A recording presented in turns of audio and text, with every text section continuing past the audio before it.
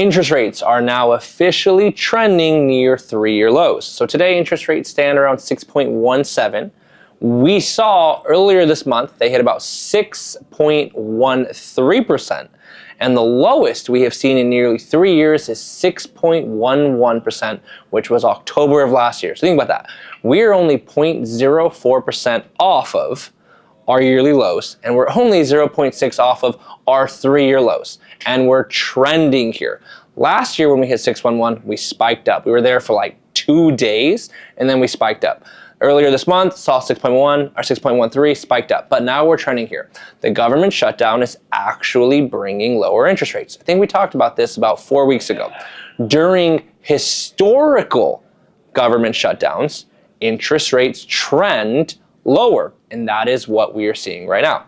So today, October 21st, we are seeing that the government shutdown is expected for honestly nearly 30 more days. Polymarket has the nearest or a 38% chance that the government shutdown is going to go past November 15th. Right, nearly 30 more days. We're already nearly 30 days in, 30 more days. This will be the longest government shutdown. The question is, will it continue to bring interest rates lower? We will have to wait and see on that.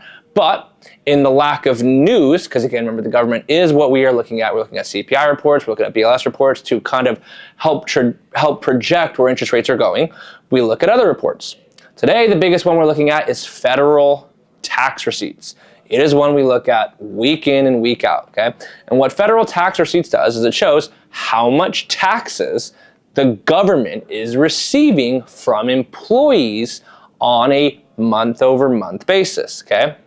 So this year, we've been ranging at a 6.1% appreciation.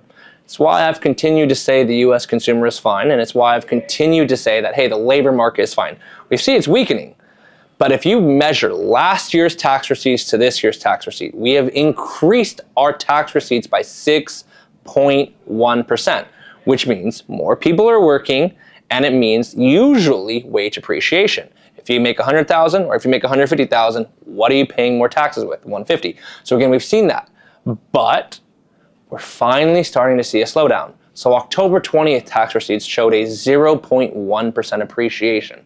This is the lowest marking this year. And again, wage appreciation should be ranging around 2 to 3%. So again, if you had the same amount of employees today and the same amount of employees the same day last year, well then we know the same amount of taxes are going in with the exception of wage appreciation, right? If you're making more money, then more wages will lead to more taxes. So that is theoretically we should always have an increased number, but we're only at 0.1%, which is not a significant amount of appreciation.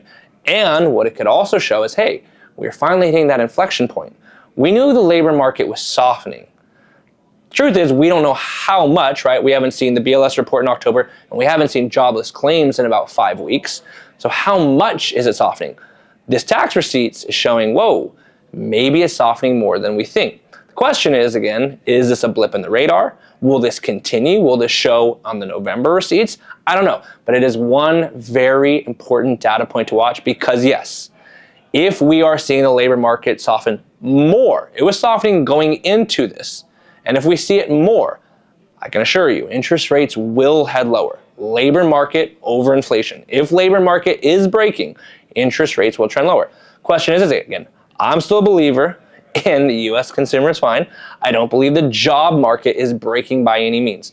This is the first chart I have seen in 3 to 5 years that have been like, ooh, okay, maybe we're at an inflection point, but I need more. I need 2 months of this data, 3 months of this data to really show this inflection point actually proving for a labor weaker market. But overall, we continue to trend in the right direction. So if you have any questions, feel free to reach out.